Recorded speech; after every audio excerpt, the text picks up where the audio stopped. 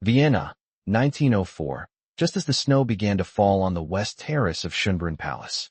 Wendeline Thorne didn't belong in the imperial court. Everyone knew it, especially the empress.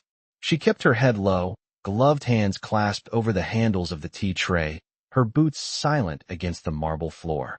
She had been born in Boston, the daughter of a ruined banker and an Irish seamstress, and shipped off to live with her aunt after the Panic of '93. Her aunt died within the year, and Wendeline, with no dowry and no language but English, had scraped her way into the kitchens of the Habsburg court. For years later, she was fluent in German, could set a formal table with her eyes closed, and had learned to disappear into the silk-draped walls of the imperial salons, which was how she overheard everything, especially the secret that would change her life. "He refuses the Grand Duchess again," one lady whispered as Wendeline poured her tea. "He's a fool," answered another. "The emperor must marry. Austria needs an heir." Wendeline kept her expression blank, though her heart beat faster. They meant Emperor Stefan, 26, ascended after the death of his father, and already the subject of endless speculation. He was tall, quiet, and rarely smiled. But last spring, Wendeline had seen him alone in the orangery, sleeves rolled, pruning his own lemon tree. Not a servant in sight. That moment had stayed with her for reasons she couldn't name. Now it was winter, and fate, it seemed, had plans. It came in the form of a letter, folded into the napkin of the empress's breakfast tray. Wendeline found it while clearing the dishes. The seal was broken, but the words were still legible. The tutor must be replaced. Discreetly. No one outside the Hofburg must know he is gone. Beneath it, a name, Nicholas, and a bloodstain, dried to rust. That night, Wendeline didn't sleep. She stood at the window of the servant quarters, watching the flakes fall, her breath fogging the glass. She knew where the tutors were housed, knew that any servant seen near their wing after dark could be dismissed or worse. But she also knew something the court didn't. She could read Latin. Her father, before the collapse, had made sure of it. And so, just before midnight, she stole across the palace's east wing, skirts lifted above her ankles, boots muffled in cloth. The tutors' quarters were empty. Wendeline opened the door and found the study ransacked. Books torn from the shelves. Ink spilled like blood across the desk. A single page remained untouched. History, the only weapon that strikes both backward and forward. She didn't hear the footstep until it was too late. "What are you doing here?" His voice was low, sharp but not angry. Wendeline turned slowly. Emperor Stefan stood in the doorway, coat unbuttoned, snow melting in his dark hair. "I was looking for Nicholas," she said, voice steady despite her pulse. "He's dead," Stefan said. "Poisoned. The Russians sent him." Silence fell, thick as the snow outside. "I can explain," she whispered. "You can read Latin." He stepped into the study, shutting the door behind him. "You're not just a maid." "No, not exactly."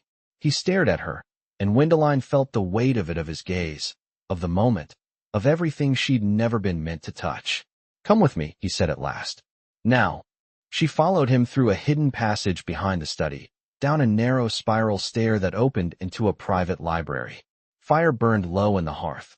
Books lined every wall. On the table, maps of the Balkans lay unfurled, heavy with inked notations. "I need someone I can trust," he said, "to read, to see what others miss. I'm a servant. You're more than that." He held out a chair. She sat.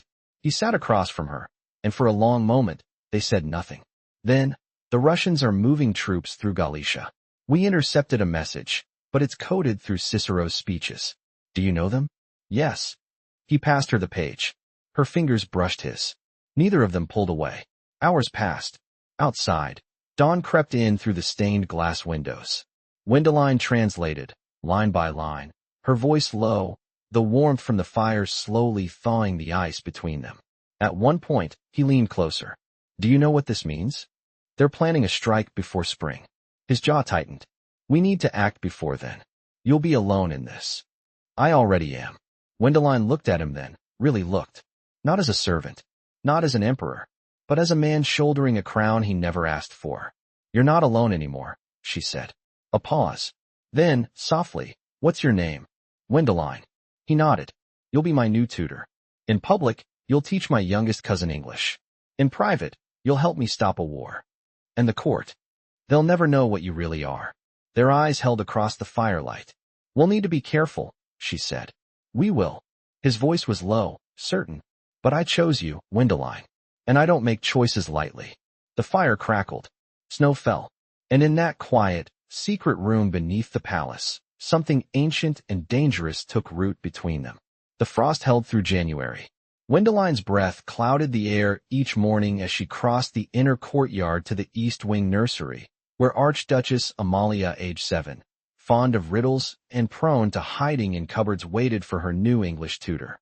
The child's governess, Frau Durr, offered a curt nod upon Wendeline's arrival, but watched her closely, as though waiting for her to stumble over some noblewoman's name or misplace a verb in front of the child. Wendeline never did.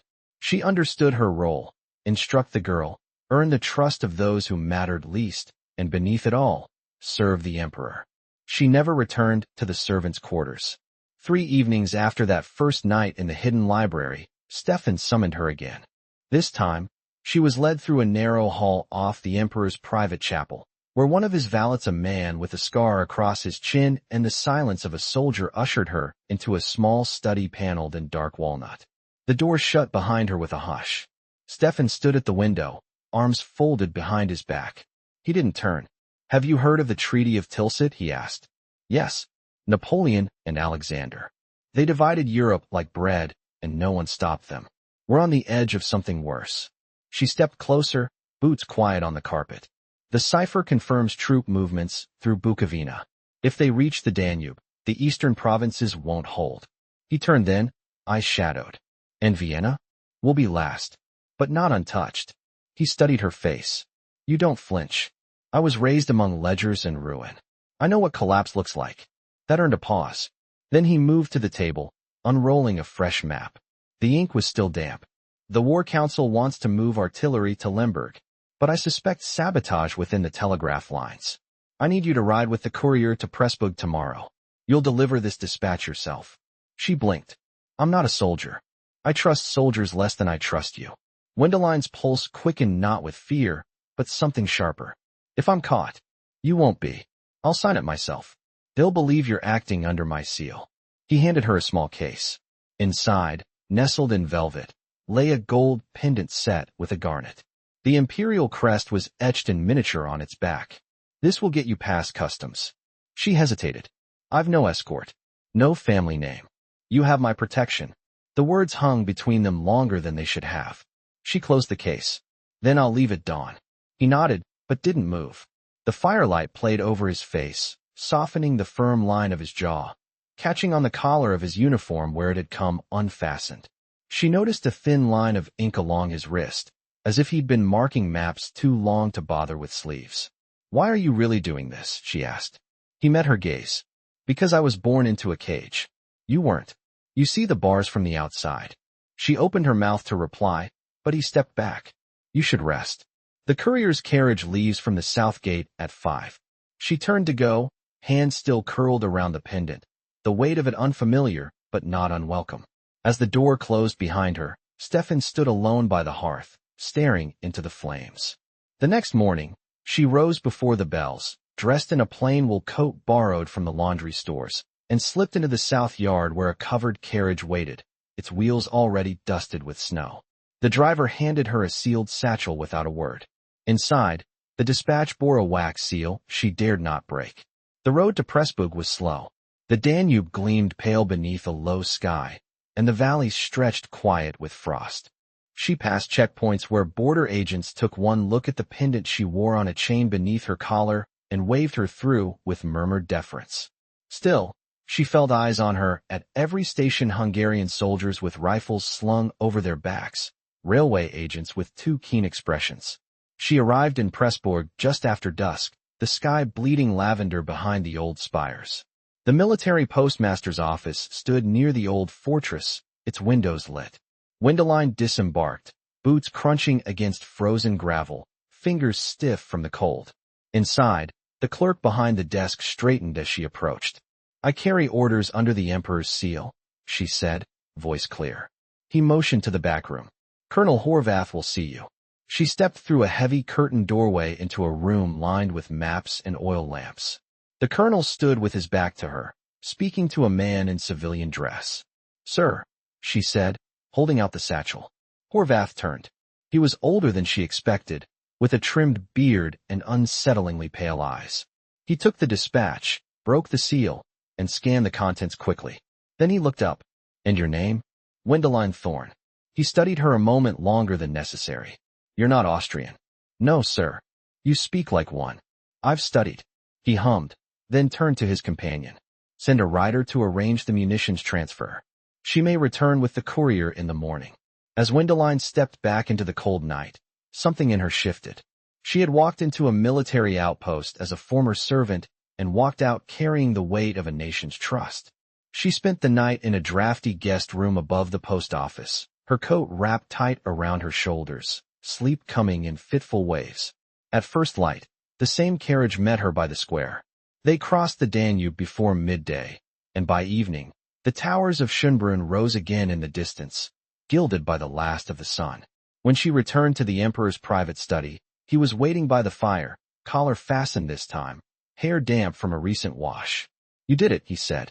"And you were right," she replied. "They're ready to move. But they're watching your lines." He stepped closer, and for the first time, she saw a tension in his shoulders that hadn't been there before.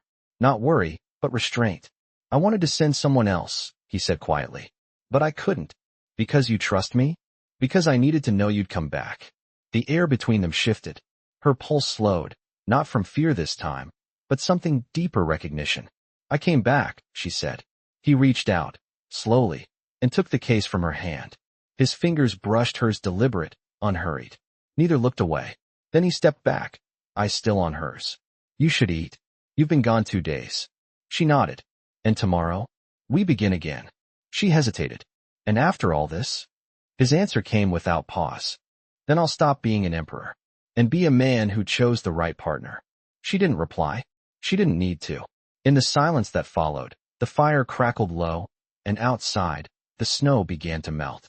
February arrived with a bitter east wind that rattled the leaded panes and turned the Danube's edge to brittle glass. Inside the emperor's private library, the hearth burned steadily, but Wendeline still pulled her shawl tighter as she bent over the ciphered message in front of her. The ink, faded and uneven, suggested haste. The wording, however, was deliberate. Stefan stood at the tall window, the firelight casting a long silhouette across the parquet floor. He had not spoken much since her return from Pressburg. He did not need to. Each day since, their work had sharpened fewer words, quicker glances, the kind of quiet attunement born of shared danger. Whoever wrote this, Wendeline said, had access to the War Chancellery's inner correspondence. They reference a grain requisition signed by Count von Tede just yesterday. He turned from the window. Then it's someone inside the Privy Council, or very close to it. He crossed the room and took the page from her hands, his fingertips brushing hers only briefly. "We'll need to test loyalty. Not openly. Through policy." She nodded. "Raise tariffs on Eastern rail supplies. See who protests first." Their eyes met, and he gave a short nod. "That's what I planned." Wendeline smiled faintly, not out of amusement, but recognition. "You never ask for permission," she said. "I don't have the time." He moved to the hearth and stirred the coals with a fire iron, embers flaring. The silence between them was no longer hesitant, but familiar like the pause between notes in a piece of chamber music. "I've arranged something," he said. She looked up. "What sort of something?" "You've earned a place at the New Year's court supper. It's tomorrow." Wendeline blinked, slowly. "The court only admits titled guests." "Not this time." She stood, the shawl slipping from her shoulders. "Is this wise?" "No," he said. "But necessary." Her voice lowered. "They'll know. Let them. I won't hide what I value." She stepped to the table, bracing her hands against its polished edge. "You value my work."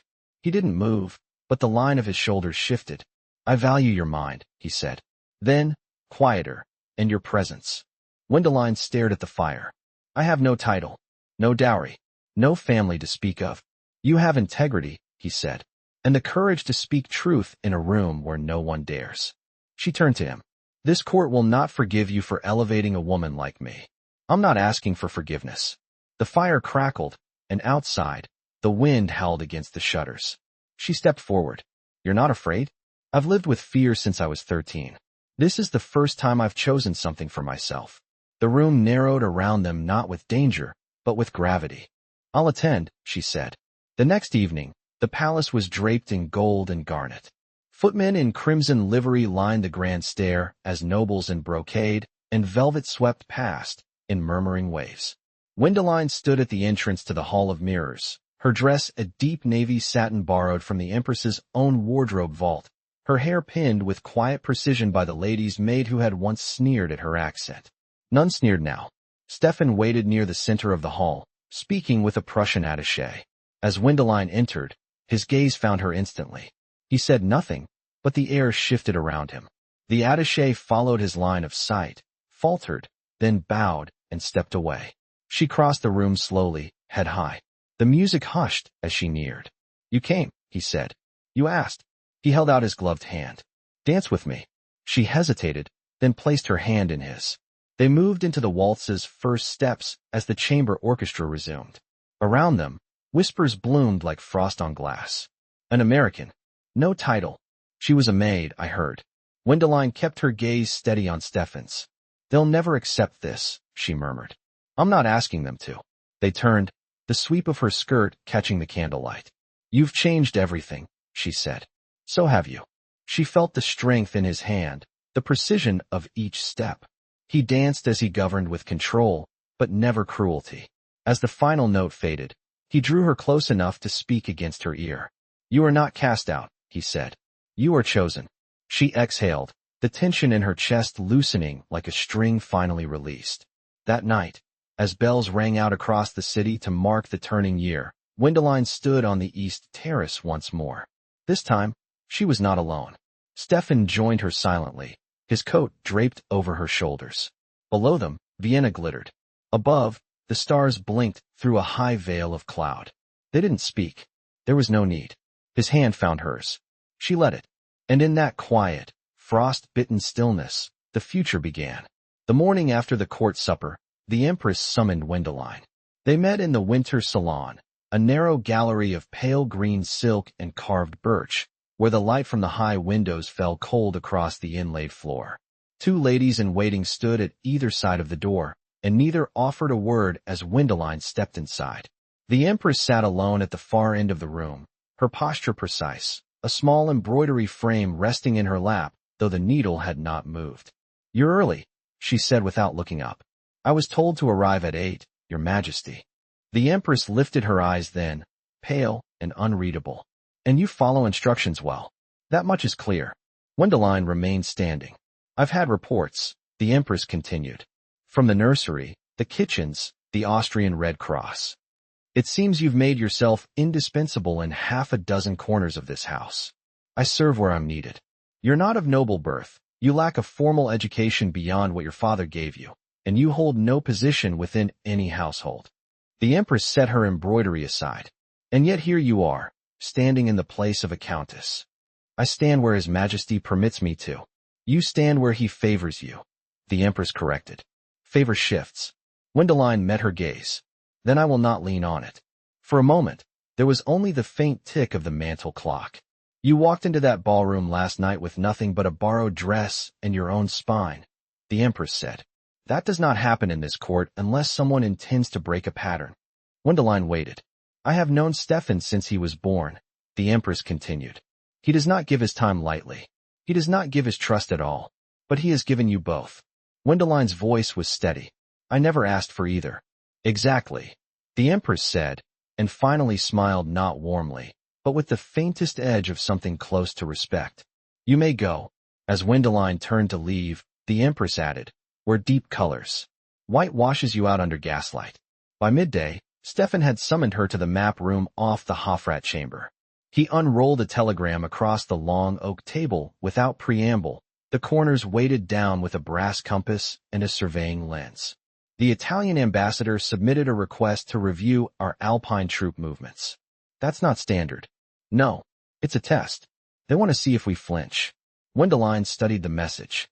If you approve it, you signal insecurity. If you refuse, they claim you're hiding. He nodded once. What do you recommend? Let them review a stage drill. Show them what you want them to believe. Stefan looked up. I've already ordered it. I only needed to know if you'd say the same. She brushed her fingers over the paper's edge. You're not asking my opinion anymore. You're confirming it. You see clearly. That's rare here. He folded the telegram. There's another matter. Her breath caught, but she kept her hand still. My uncle, the Archbishop of Salzburg, has written. He's offered to host a private audience. He wants to meet you. Wendeline kept her voice low. He's testing you. No, Stefan said. He's testing us. There's a distinction.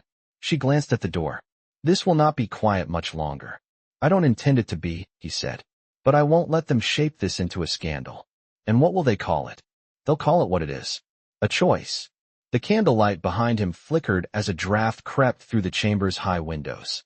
He crossed to the hearth and stirred the ash with the iron poker, not looking at her. I want to begin the process of legitimizing your status within the court. She stepped closer.